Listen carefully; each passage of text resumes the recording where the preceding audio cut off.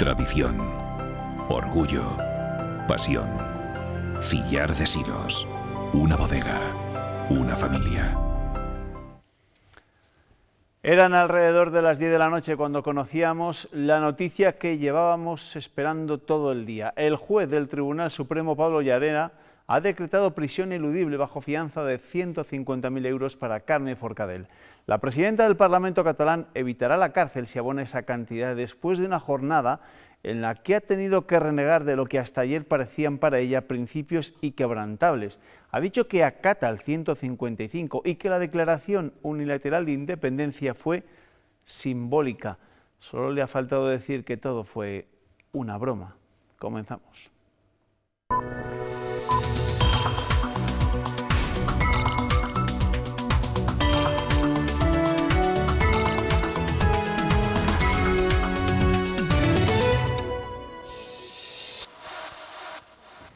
Ella es una de las protagonistas del día, Carme Forcadell, presidenta del Parlamento de Cataluña, y también lo son el resto de miembros de la mesa que han declarado ante el Tribunal Supremo durante toda la jornada. A diferencia de los exconsejeros de Puigdemont, ellos sí han respondido a las preguntas de la Fiscalía y en su última palabra ante el juez Pablo Llarena se han desmarcado de la declaración unilateral de independencia. La han llegado a calificar de simbólica y han acatado la aplicación del artículo 155 de la Constitución, ese mismo artículo que hasta hace unas horas calificaban de golpe de Estado. Pues ese cambio de postura de los investigados ha llevado al juez a imponer esa prisión eludible con fianza de 150.000 euros a la presidenta del Parlamento, Carme Forcadell. Pablo Llarena ha dejado en libertad a Luis Corominas, a Lluís Guinó, a Anna Simó y a Ramona Barrufet con 7 días para pagar una fianza de 25.000 euros por persona. Además, el magistrado ha decretado libertad para Joan Nuet, el representante de Cataluña Sí que es Pot, que ha dicho que él votó en contra de la independencia. Bueno, el caso es que de esto hablaremos en nuestra tertulia porque el Gobierno insiste en su mensaje de respeto a las decisiones judiciales. Lo ha reiterado esta mañana en Salamanca Mariano Rajoy. Todos los países de la Unión Europea, el 100%, han apoyado las decisiones que se han adoptado, han apoyado la integridad territorial de España. Eso es muy reconfortante. Ayer lo hizo el Gobierno belga y también el Parlamento flamenco, como saben ustedes, por una inmensa mayoría. Ha dicho más Europa, los nacionalismos son un veneno. Esa es una de las frases más contundentes del presidente de la Comisión Europea, Jean-Claude Juncker, durante su investidura como doctor honoris causa por la Universidad de Salamanca. Un nuevo respaldo de Europa al gobierno español y un nuevo fracaso de los independentistas por hacer de su conflicto un problema europeo. Juncker ha llegado con todo boato con los doctores de la Universidad de Salamanca. Tras escuchar la defensa de sus méritos, ha recibido los atributos que le reconocen como honoris causa. En su discurso ha defendido el peso de España en la Unión y el valor de la ley y ha alertado de los peligros que amenazan al proyecto europeo. Los nacionalismos son un veneno que impiden que Europa trabaje de manera conjunta para influir en la esfera mundial. También ha planteado retos de futuro. Hagamos una unión digital. Si conseguimos llegar a ella, es un valor añadido anual de 435.000 millones de euros. Manuel Marín no ha asistido por motivos personales. Su familia ha recogido el reconocimiento. Marín fue actor necesario para la entrada de España en la Unión Europea y de programas como el Erasmus.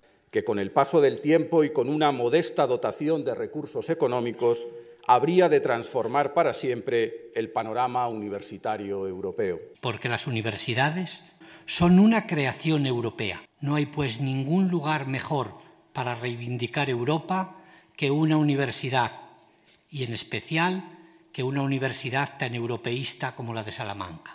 El acto no ha estado exento de incidencias. Te admito. Varias personas han logrado acceder para protestar contra los recortes en Europa y han tenido que ser expulsadas del recinto. Vamos a seguir, como no, analizando la crisis catalana con nuestro invitado de esta noche. Lo hacemos con el portavoz del PSOE en el Senado, con Ander Gilander. ¿Qué tal? Bienvenido, muy buenas noches. Buenas noches, ¿qué tal? Muy bien. Bueno, ¿cómo está el tiempo, por cierto, por su tierra, por el Valle de Mena? Por fin van a empezar a ver las nieves, ¿no? Yo he visto esta mañana nieve en la zona de Lunada, de Espinosa de los Monteros. ya se empezaba a ver cómo clareaban las cumbres, se ha bajado notablemente la temperatura, ya se puede decir que tenemos nieve lunada. Menuda tranquilidad que tiene que estar estos días que va a estar en su tierra, en el Valle de Mena. Seguro que no va a echar de menos los quebraderos de cabeza del Senado, ¿no? La política, además, que estos días está más pendiente que nunca de las decisiones judiciales, ¿no? Sí, hay quien se ha empeñado en incumplir la ley y eso tiene consecuencias. Ha puesto en marcha la rueda de la justicia y estamos todos pendientes de las últimas decisiones en el ámbito de la justicia, pero también en el ámbito de la política, porque tenemos unas elecciones en Cataluña dentro de 43 días, me parece, y que lógicamente a los políticos nos tienen muy ocupados. Oye, pero estoy mejor en las merindades en el Valle de Mena, eso sin duda. Sin lugar a dudas. Sí. Oye, ¿cómo interpreta todo este cambio de posición de la presidenta del Parlamento acatando ante el juez del Supremo el artículo 155 y diciendo que la declaración unilateral de independencia fue un acto simbólico? Bueno, esto es una demostración de la grave irresponsabilidad de los principales responsables de lo que ellos llaman el proceso, ¿no? Después de haber sacado las instituciones catalanas de la ley, de la legalidad, después de haber protagonizado, y ella como principal responsable del Parlamento de Cataluña, una jornada bochornosa el día 6 y 7 de diciembre en el Parlamento de Cataluña, donde se vulneraron todas las leyes, incluido el propio Estatuto de Autonomía, venir a decir ahora que poco menos que fue una broma, pues eso está bien que se lo explique, lógicamente, porque debe hacerlo a los tribunales, a la justicia, pero a quien se lo tiene que explicar es a los ciudadanos y ciudadanas de Cataluña. Decirles que si todo esto que ha ocurrido, que si esas más de 2.000 empresas que se han tenido que marchar de Cataluña lo han hecho por algo simbólico o realmente porque han generado una situación de inestabilidad, de ingobernabilidad y sobre todo algo todavía mucho más grave, que es enfrentar a unos catalanes con otros y romper la convivencia. Los políticos, por encima de cualquier otra cosa, lo que tenemos que hacer es fomentar y proporcionar la convivencia entre los ciudadanos, y es exactamente lo contrario de lo que han hecho. Por lo tanto, debieran asumir responsabilidades, por supuesto, en la justicia, pero responsabilidades políticas durante la campaña electoral para que explicarle todo esto que ha dicho la señora Forcadell a los ciudadanos de Cataluña. Bueno, la crisis catalana, ya lo saben, tiene su vertiente jurídica y tiene su vertiente política, y la política está centrada sobre todo en la aplicación del artículo 155. Llevamos ya varios días con ese artículo 155 activado. Hasta ahora, ¿qué valoración hacen desde el Partido Socialista? ¿Ha sido tan duro como se preveía o están resultando las cosas más tranquilas? Bueno, nosotros dijimos que queríamos un 155 quirúrgico.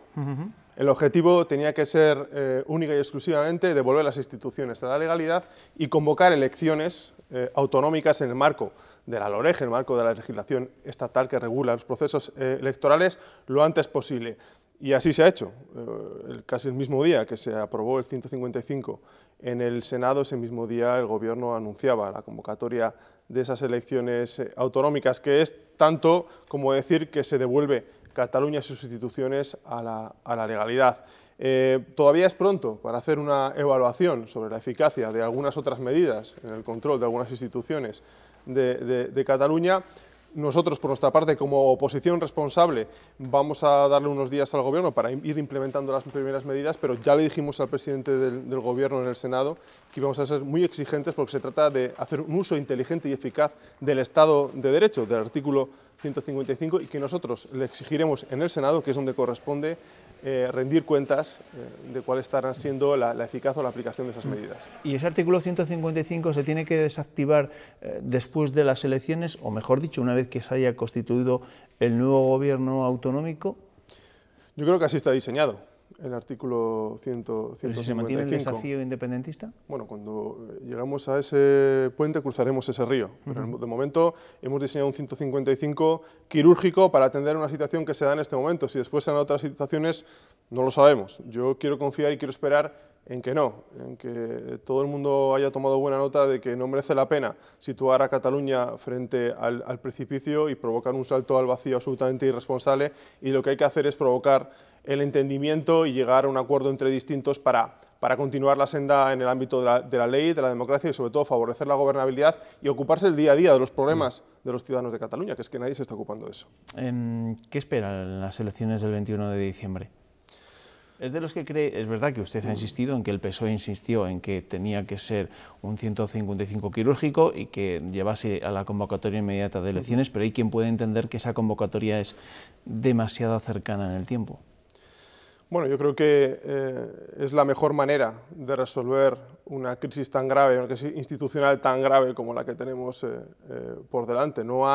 Yo no conozco, hay otros mecanismos que también permite la ley, pero este nos parecía que era el más conveniente porque daba la voz a los ciudadanos. Y yo creo que ante un problema como este, darle la voz a los catalanes, en este caso creo que era lo más conveniente. Yo creo que lo deseable es acabar con esta política de frentes. Por un lado, de quienes quieren, me refiero al Partido Popular o a ciudadanos que quieren mantener una actitud todavía de recentralizadora de competencias, y por otro lado quienes quieren acabar con eso y romper, ¿no? Romper con España e independizarse. Yo creo que lo que corresponde en este momento es poner encima de la mesa una alternativa que acabe con esa dinámica de frentes y de bloques, que sea capaz de llegar a acuerdos amplios para resolver un problema de fondo que es un problema político. Y para eso conviene poner encima de la mesa una alternativa como la que está poniendo encima de la mesa Miquel Iceta, que es quien ha planteado tender la mano al centro y a la izquierda para llegar a un gran acuerdo que saque a Cataluña de esta situación y que nos permita a los demás también ocuparnos de otros temas importantes, porque claro, los ciudadanos que nos ven, estáis todo el día hablando de Cataluña, ¿qué pasa con los problemas de esta tierra? ¿Qué pasa con los problemas de Castilla y León? ¿no? Esto nos está impidiendo en el Parlamento, en el Senado,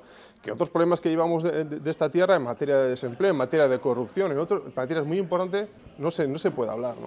O queden absolutamente relegados. Yo creo que conviene encontrar una solución política, que es la que estamos planteando, intentar ganar la confianza mayoritaria y sacar a Cataluña definitivamente de esta situación. ¿Pero cree que es posible que el independentismo no logre la mayoría absoluta en esas elecciones del 21 de diciembre? Yo quiero pensar, otra alternativa. Yo quiero pensar que hay una parte del independentismo que ha tomado buena nota de que esto es una auténtica locura y decisiones absolutamente irresponsables. Nunca el independentismo ha sido históricamente tan alto como lo ha sido ahora. Yo creo que si lo es, no es porque sí, sino es porque se han desatendido algunas demandas, se han ninguneado algunas demandas de Cataluña, cuando no se ha provocado. Yo quiero recordar cuando el Partido Popular llenó España de mesas petitorias en contra del Estatut catalán. Eso tuvo un efecto absolutamente negativo que hizo crecer de manera artificial, si se puede decir, el independentismo. Yo creo que el independentismo debe volver a porcentajes razonables y eso significa que hay un 20% de independentistas que creo que pueden apoyar otras alternativas que busquen un encaje y una relación distinta de Cataluña con España. Es lo que hay que buscar. Le tengo que preguntar por uno de los protagonistas de todo este proceso, es decir, por Puigdemont, el prófugo expresidente de la Generalitat, que estos días anda desde Bélgica haciendo precampaña. ¿Qué papel cree usted que va a jugar el expresidente de la Generalitat en todo este proceso, o cree que Puigdemont ya es historia? Yo creo que empieza a ser historia, una historia ridícula e irresponsable. Yo creo que es buscar esa internacionalización del conflicto, querer ser candidato a unas elecciones en Cataluña a través de Twitter o a través del teléfono desde Bruselas, pues es claramente irresponsable y creo que eso no va a tener ningún éxito entre los ciudadanos de Cataluña. Y además se está empezando a ver que no lo tiene entre la opinión pública, sino que entre el propio bloque independentista empieza a haber disensos y divisiones importantes. Yo creo que eso no tiene muchos visos de prosperar y creo que Puigdemont acabará pasando a la historia como un expresidente de la Generalitat poco honorable.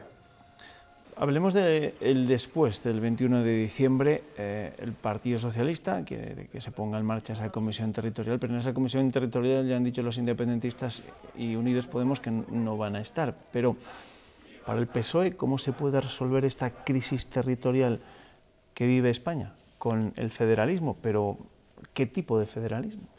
Bueno, para empezar, aquellos, en el caso de Podemos, me sorprende mucho que no hayan tomado la decisión ya de participar en esta comisión. Aquellos que venían a cambiar la política, cuando tenemos la oportunidad en el Congreso de los Diputados de cambiar la norma fundamental que rige la vida política, la vida democrática de nuestro país, que es la Constitución, quienes venían a cambiarlo todo deciden no participar. Entonces uno se pregunta, ¿y realmente a qué han venido, ¿no?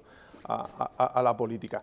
En el caso de los independentistas, pues lógicamente va a haber un sector del independentismo que va a ser reacio, que no va a venir corriendo a participar, pero yo soy optimista, las puertas de esa comisión van a continuar abiertas porque creo que la única manera de resolver el problema político de fondo de Cataluña es plantear una tercera vía, que es ese encaje de Cataluña distinto al que en este momento está teniendo, en dar respuesta a algunas aspiraciones legítimas que vienen recogidas en su Estatuto de Autonomía, por cierto, y en el Estatuto de Autonomía de otras comunidades autónomas, y afrontar una reforma federal de la Constitución que posibilite ese encaje, pero también que nos posibilite otras cosas muy importantes para los ciudadanos de Castilla y León, esa reforma constitucional, como es ordenar competencias o, por ejemplo, blindar el estado de bienestar, blindar los servicios públicos en la Constitución. Yo creo que nuestra Constitución nos ha servido durante estos últimos 40 años para provocar en este país un avance importantísimo. Yo creo que nos ha servido muy bien, pero creo que también ha llegado la hora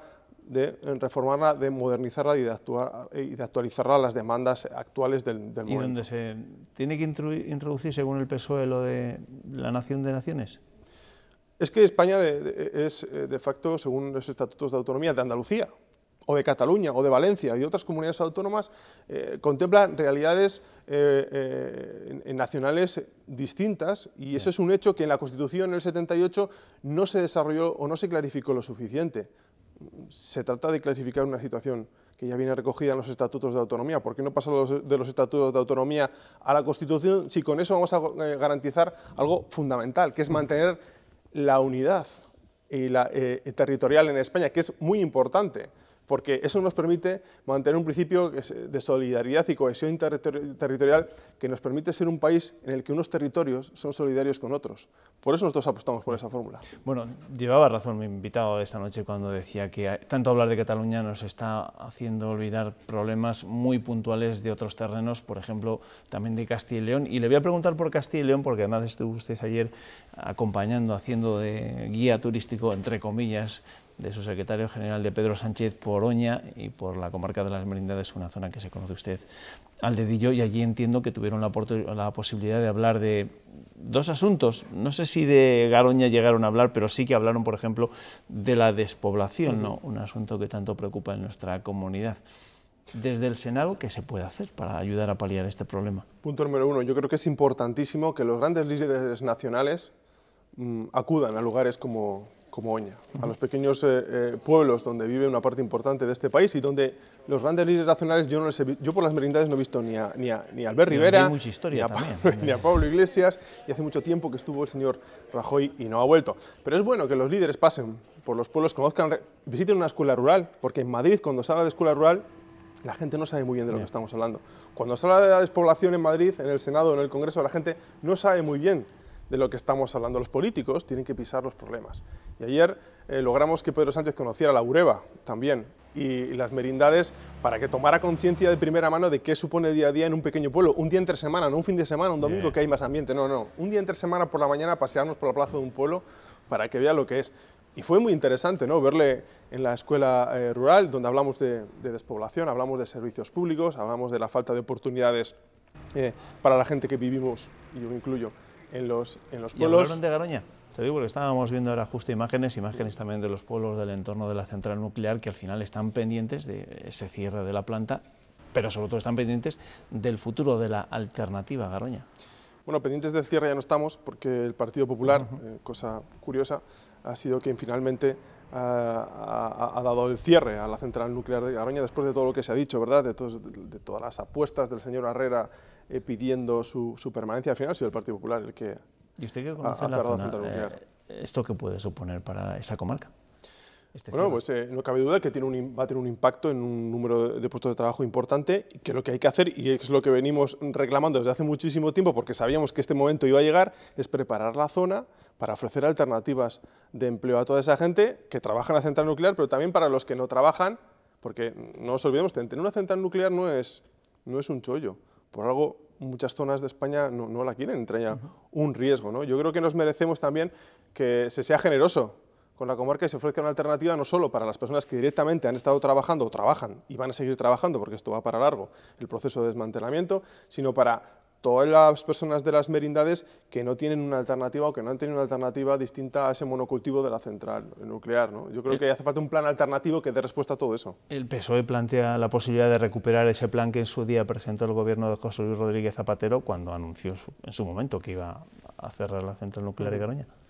Nosotros lo que queremos es un plan alternativo en el que participe tanto el Gobierno central como la Junta de Castilla y León, que para lo cual hemos presentado en los presupuestos de Castilla y León una enmienda, los socialistas, para que también Juan Vicente Arraya, el Gobierno de esta comunidad, el Partido Popular, se impliquen en ofrecer una alternativa, y lo que queremos es un plan, pero no queremos una línea de subvenciones para grandes empresas o para grandes macroproyectos, no, queremos un plan de actuación que cuente con los municipios, y por eso ayer Pedro se reunió con los alcaldes, que cuente con los municipios de las comarcas afectadas, con Miranda de Ebro también, que es el área de influencia de la central nuclear, que cuente con el tejido asociativo, que cuente con los planes de desarrollo que tienen ya diseñados los grupos de acción local. Sería un buen momento para coger esos planes y apoyarlos con fondos públicos, y todo eso conseguiremos hacerlo si convencemos al señor Rajoy y al señor Herrera en Castilla y León, y en esas estamos. Le agradezco a Ander Gil, el portavoz del Partido Socialista en el Senado, que se haya acercado hasta nuestros estudios, porque ya saben ustedes cómo está la política nacional de entretenida. Gracias, Ander, y que estos días puedas, en la medida de lo posible, olvidarte en el Valle de Mena de tontos quebraderos de cabeza, ¿no? Sí, bueno, intentaré desconectar un poco, aunque es bastante difícil. Seguro, gracias, buenas noches. Gracias. Hacemos un pequeño paréntesis para la publicidad. No crean que nos vamos a olvidar de Cataluña. Lo abordaremos después con nuestros tertulianos. Hasta ahora.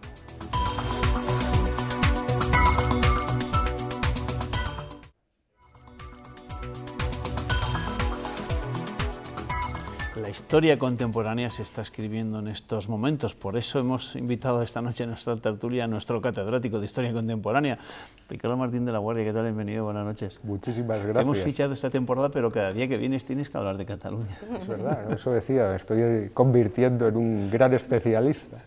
Virginia Martín, que es una tertuliana más veterana, seguro que tiene ganas de hablar de Cataluña porque todavía no te he escuchado.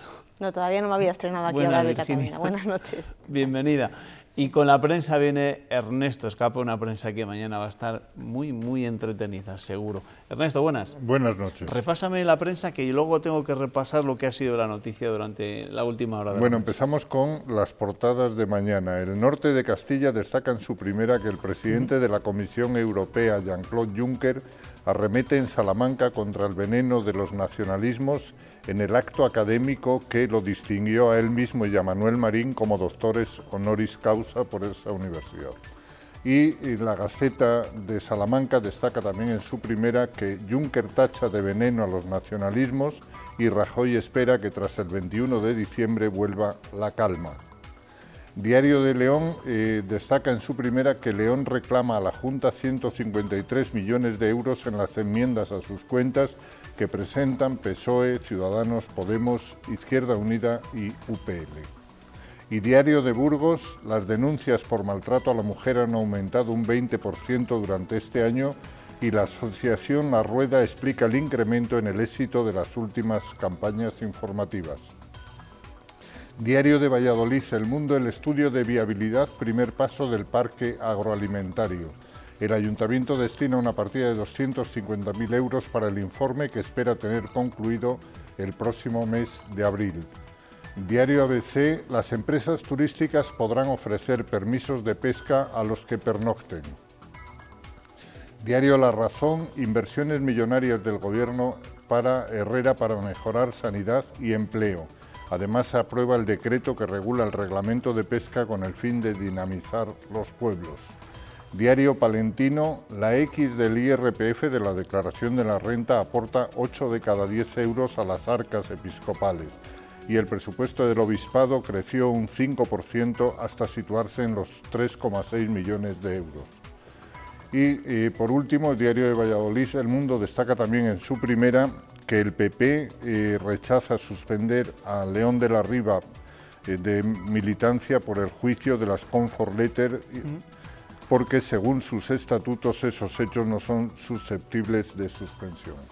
Gracias, Ernesto. Esos son los titulares que llevan a sus primeras páginas los periódicos de nuestra comunidad. Vamos a introducir la tertulia con lo que ha sido la noticia de última hora que conocíamos, no de última hora, la que conocíamos en torno a las 10 de la noche y que nos cuenta eso, esa prisión eludible bajo fianza de 150.000 euros para Forcadell, para la presidenta del Parlamento catalán, tras desmarcarse de la independencia unilateral y aceptar o acatar más bien la aplicación del artículo 155. Además, el juez ha fijado fianza de 25.000 euros para los otros 4 diputados secesionistas y les da una semana para pagar. El único que ha quedado libre, sin ningún tipo de fianzas, ha sido el representante de Cataluña, Sí que es Pot, que ha insistido en que él votó que no a la declaración unilateral de independencia. Nada tiene que ver esto con lo que ocurrió la semana pasada en la Audiencia Nacional, donde la juez Lamela envió a todos los exconselleros a los que acudieron a declarar en la Audiencia Nacional a prisión, y allí siguen, porque hoy mismo ha ratificado esa prisión. Bueno, ¿cómo valoráis todo lo que ha ocurrido hoy en el Tribunal Supremo? Pues habría que valorarlo también teniendo en cuenta las elecciones, ¿no?, que tenemos tan cerca, teniendo también la situación en la que tenemos a Puigdemont en Bélgica, una reciente huelga, más o menos podemos decir, poco exitosa, pero que al final, bueno, ruido sí que ha hecho, y ver un poco, bueno, qué puede pasar, ¿no?, cuál puede ser la reacción en general del pueblo catalán y sobre todo pues de Puigdemont, ¿no?, podemos decir, de los nacionalistas o de los independentistas. Creo que, de todas formas, lo que ha ocurrido esta noche y bueno, esa prisión eludible bajo fianza de los distintos miembros de la mesa, sí, yo creo que está precisamente hacer, el momento en que hace unos minutos abandonaban la sede del Tribunal Supremo.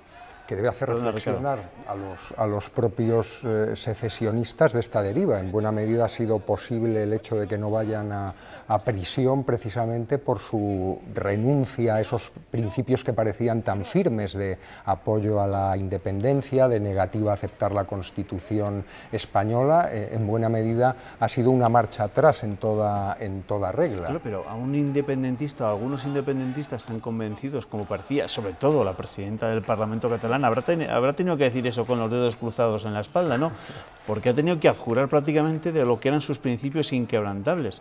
Es que ha dicho que la DUI para ella era algo simbólico, que acataba el artículo 155, que hasta antes de ayer consideraban el mismísimo demonio.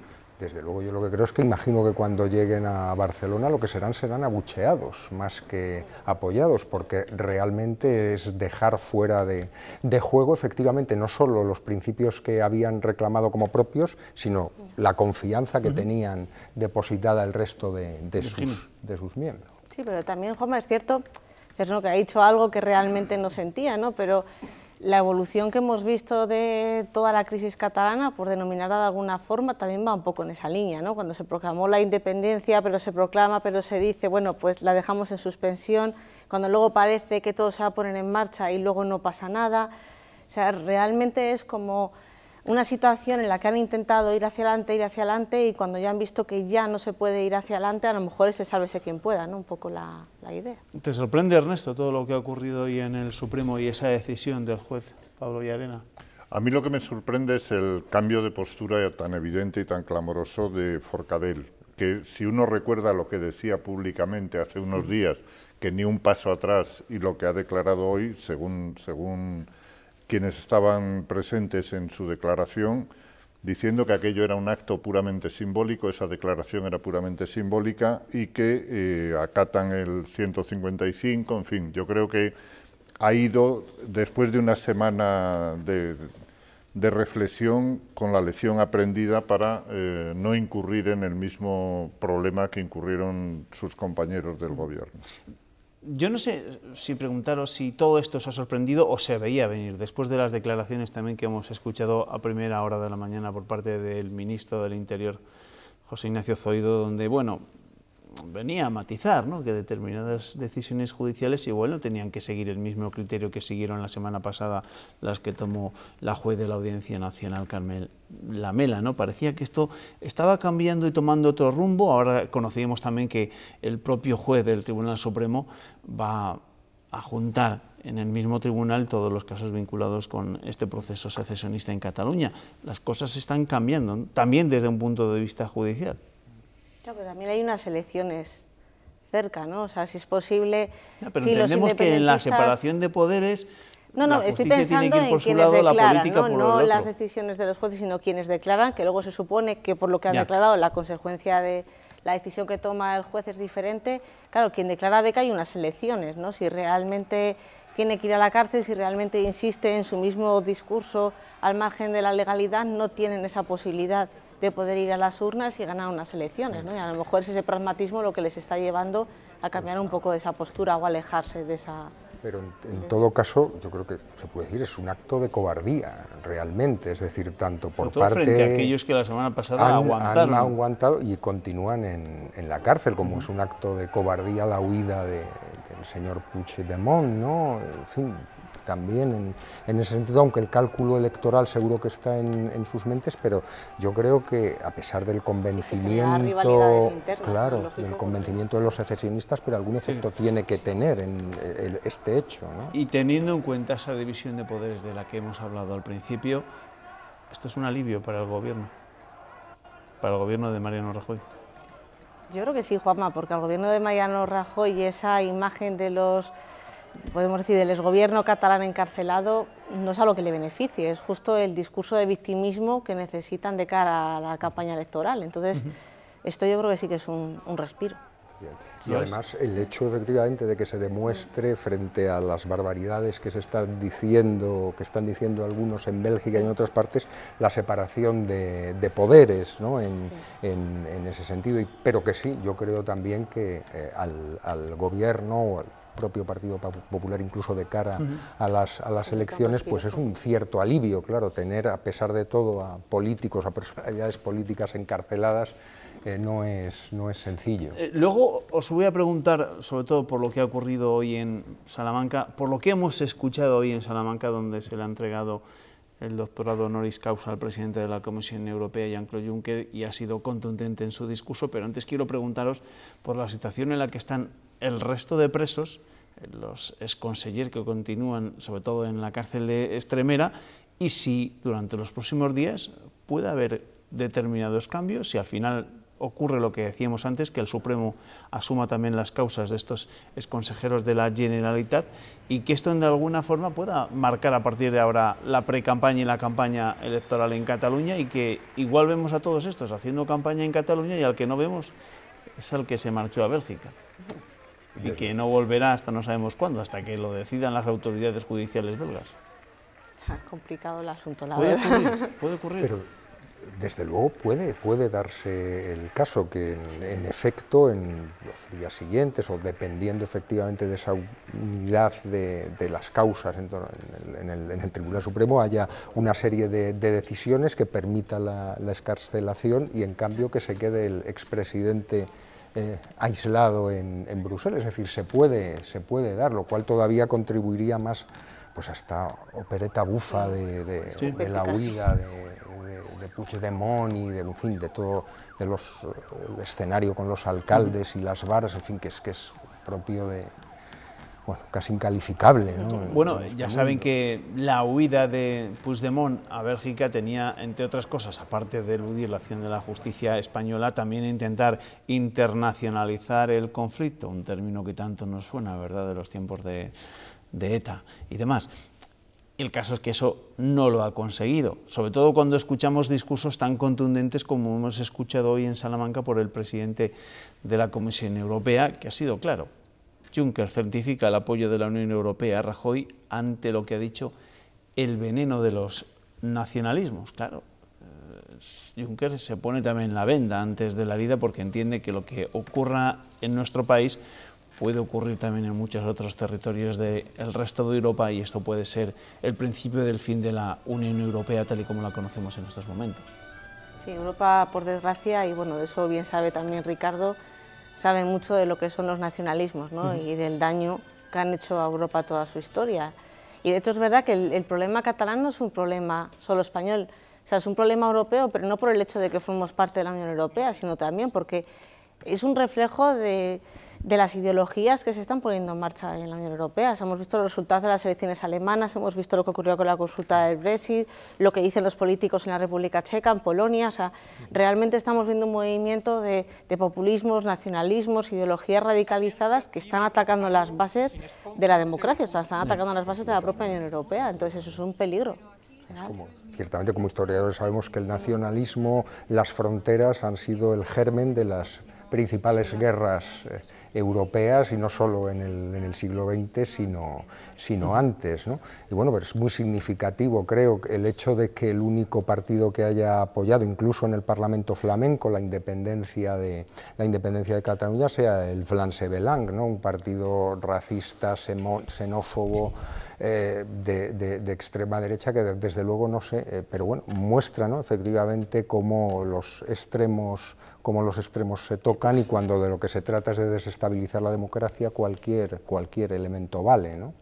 Bueno, pues esa declaración unilateral que ahora Carme Forcadell dice que ha sido simbólica, puede ocasionar gravísimos prejuicios a Cataluña, lo está ocasionando con la fuga de empresas, ya van más de 2000, pero además con otras noticias que pueden ser muy preocupantes para Cataluña y para el conjunto de España, por supuesto. Adelanta el Financial Times que Barcelona está descartada prácticamente como sede de la Agencia Europea del Medicamento, por la situación tan inestable que allí se vive, y además el Mobile World Congress, el Congreso Mundial de Móviles más importantes que se celebran en el mundo, amenaza con irse de Barcelona si no hay estabilidad. Está asegurada su presencia en el 2018, pero se lo van a pensar si esto sigue así de cara al 2019, y esto sí que son malas noticias, y esto es lo que seguro que puede hacer a muchos pensárselo dos veces, ¿no? Pero a mí me cuesta pensar que las ideologías, o sea, por una parte las ideologías personales que alguien pueda tener, que vayan al margen de las consecuencias económicas que pueda tener para una economía, no, pero lo pensaba, cuando se hace desde un gobierno... ese discurso. Sí, pero cuando se hace desde un gobierno, o sea, un gobierno autonómico, el gobierno catalán, cuando crearon todo ese proyecto de independencia, cuando declararon la independencia, realmente no eran conscientes de la repercusión que iba a tener eso para la economía de Cataluña. O sea, me extraña, sabía que no lo eran, pero que extraña pensar que realmente no fueran conscientes de lo que podía suceder.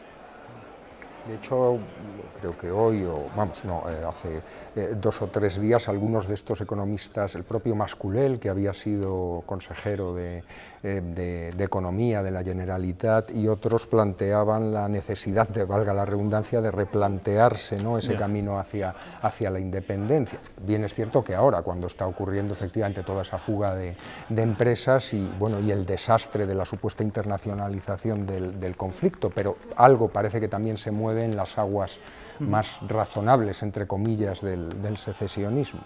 Esto es muy grave para Barcelona, para muy grave, pero ayer mismo teníamos el episodio de la huelga esa que paralizó la estación de Sants, que cortó las carreteras en Cataluña. Es decir, y yo creo que en ese tipo de clima, pues es lógico que el Congreso de móviles y que otras muchas iniciativas de ese tipo que antes veían en Barcelona un sitio óptimo para reunirse, pues ahora pues rehuyan esa posibilidad. Claro, porque hay quien puede llegar a interpretar que la falta de actuación también ayer de los Mossos de Escuadra, en este caso no a órdenes de Trapero ni del conseller de Interior ya cesado, sino a orden del propio ministro del Interior, también estaba un poco encaminada a que los catalanes, el conjunto de la ciudadanía catalana, viesen de lo que son capaces estos independentistas, que tampoco hacían falta demasiados para cortar una carretera o para cortar las vías del tren. Y esto tuvo que enfadar a muchísimos ciudadanos que querían ir a trabajar ayer, sin ningún tipo de problemas.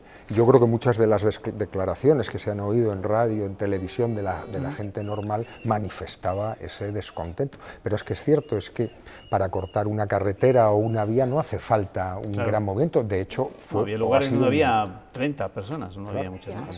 Si no los sacas, pues evidentemente eso paraliza o corta una carretera o cualquier medio de comunicación. Pero eso efectivamente también creo que el fracaso de la huelga de ayer demuestra también un cierto hastío, y sobre todo el hecho de que el propio movimiento sindical, el gran movimiento sindical catalán, no apoyó efectivamente ese tipo de protestas. Bueno, antes de terminar la tertulia, a mí sí que me ha llamado la atención un dato, o unas previsiones más bien de la Unión Europea, que señala que el ritmo de crecimiento en nuestro país va a continuar. De hecho, mejora respecto a las previsiones que se ha hecho el gobierno español. Eso sí, si todo esto de Cataluña se enquista, pues habrá que pensar en unas previsiones a la baja, pero por el momento no son demasiado negativas. La Unión Europea es optimista y considera que España seguirá creciendo en los próximos 3 años. Ha elevado sus previsiones para este año en 3 décimas hasta el 3,1% y en una para el siguiente hasta el 2,5%, debido sobre todo al consumo privado y a las exportaciones. Desde Europa aseguran que la tensión catalana es un riesgo, pero de momento no afectará al crecimiento en gran medida. No vamos a especular con tal o cual evolución política. Consideramos que actualmente el impacto macroeconómico es limitado, por no decir desdeñable. El déficit disminuirá hasta el 3,1% durante este año y hasta el 1,7% en 2019. Esto supone cumplir con los objetivos pactados con Europa. No albergo dudas de que el déficit español va a seguir reduciéndose de manera importante y que en breve España va a salir de este procedimiento de déficit excesivo. En cuanto al empleo en España, se prevé que la tasa de paro caiga hasta el 17,4% este año y al 14,3% en 2019. En Europa se ha alcanzado la tasa de empleo más elevada. El número de personas sin trabajo es el más bajo de la historia. Pues después de estas previsiones económicas de la Unión Europea, después de lo que ha dicho en Salamanca el presidente de la Comisión Europea, después de lo que ha decidido el juez del Tribunal Supremo, Pablo Llarena, me atrevo a decir que había sido uno de los mejores días para Mariano Rajoy en lo que llevamos, no de legislatura, pero sí desde hace 2 o 3 meses a esta parte, sin lugar a dudas. Os tengo que despedir, Ricardo. No te garantizo que la próxima vez que vengas no hablaremos de Cataluña. Estaré encantado en todo caso. Además, todo esto lo tendrás que escribir en algún momento y contarlo en alguna de tus clases. Gracias, Ricardo. Muchísimas gracias. Gracias, Virginia. Nos vemos. Muchas gracias, Juan. Ernesto. Hasta el lunes. Hasta el lunes. Aquí te espero. Nos vamos a ir luego hasta las murallas de Numancia, se lo recuerdo, que hoy es jueves. Pero antes les cuento que la próxima edición de las Edades del Hombre, que tendrá lugar en 2018 en Aguilar de Campo, en Palencia, contará con 3 sedes. A la principal, la Colegiata de San Miguel, cuya restauración ya ha terminado, se sumarán la iglesia románica de Santa Cecilia y el monasterio de Santa María la Real. Por cierto que este jueves la Junta ha anunciado 475.000 euros de inversión para actuaciones en otros templos del territorio románico norte. Antes de despedirnos tenemos nuestra cita habitual de cada jueves con el siglo II a.C. Nos vamos hasta las murallas de Numancia, donde está el druida Mesetonio. Buenas noches, venerable Mesetonio. Donde ahora se ven las águilas de las legiones, habrá algún día castillos y leones. Oigo voces del futuro. Mesetonio, ¿qué nos cuenta esta noche? Hoy vamos a reflexionar sobre algo que se ha dicho siempre, en mi época y en la de ustedes. El dinero no da la felicidad. Vaya, me da la impresión de que me va a hablar de las estadísticas de salarios. Según el INE, 1 de cada 3 asalariados de Castilla y León gana menos de 1.200 euros brutos al mes. Tienen ustedes un porcentaje de esclavos similar al de mi época. Mírelo por el lado bueno. Hay regiones con más gente que tiene sueldos bajos. Extremeños, murcianos y andaluces. Pero también hay comunidades donde abundan los sueldos altos. En cualquier caso, hay que insistir en que no tiene una vida más gratificante el que más gana. Y como ejemplo, vamos a ver cómo es el día a día de 2 ciudadanos con sueldos altos. Cuando usted crea oportuno me quita la palabra. Yo estoy hablando del presupuesto. Señoría, lo primero que debo de hacer es lo que estoy haciendo. Bien. Advertirle de que se ciñe la cuestión. Hágalo, por favor. Pues usted haga su trabajo, que yo haré el mío. Hablábamos de precariedad laboral. ¿Por qué? Lo que sí le ruego es que no me desafíe. Sí, ciñase a la cuestión y no me desafíe. Mire, vamos a tener la fiesta en paz, que... Madre mía. ¿De qué sirve ganar 70.000 euros al año si pierdes la salud con ese ambiente de trabajo? Esa agresividad, esa tensión. No envidiamos el sueldo de Silvia Clemente ni el de José Sarrión. Ese rifirrafe sucedió en el debate sobre presupuestos de la Junta. Un debate que ha sonado muy parecido al de años anteriores, con reproches rutinarios entre el Gobierno y la oposición. El presupuesto no tiene muchas sorpresas, pues el 80% va directamente destinado a educación, sanidad y servicios sociales. Se suele decir que las comunidades autónomas se han convertido en meras gestorías del gasto social. Aún así, las cifras totales son de récord. 10.859 millones de euros tiene el presupuesto. Poco, según la oposición parlamentaria. PSOE, Izquierda Unida y Podemos han insistido este año en proponer nuevos impuestos. Observará usted que a medida que avanza el resumen semanal, las cifras que comentamos son más elevadas. Es verdad, es cierto, empezó por sueldos de 1.000 euros y ya vamos por miles de millones. Pues terminemos en lo más elevado, que son las cumbres de las montañas. Por fin ha nevado, o como ustedes dicen ahora, han caído precipitaciones en forma de nieve. Falta hacía con tanta sequía. Es curioso que llamemos precipitaciones a algo tan lento y parsimonioso como los copos de nieve. Esa nieve que nos evoca los juegos de la infancia, cuando no nos preocupábamos por eso de los sueldos o los presupuestos. Esa nieve que blanquea los bordes del mapa de la meseta y que con el tiempo hará florecer de nuevo nuestros amplios páramos y nuestros feraces valles, que cuando no hay hambrunas, pestes o guerras, son lugares bastante tranquilos, y cuando hay hambrunas, pestes o guerras, también. Esperemos que siga nevando, ¿eh, Mesetonio? Hasta el jueves que viene. Adiós, feliz semana. Y a ustedes, ya saben, les dejo con la información meteorológica con Andrés Gómez, y a partir de las 7:30 de la mañana, Antonio Renedo nos contará cómo se despierta este viernes Castilla y León, seguro que con frío. Gracias, que descansen. Buenas noches.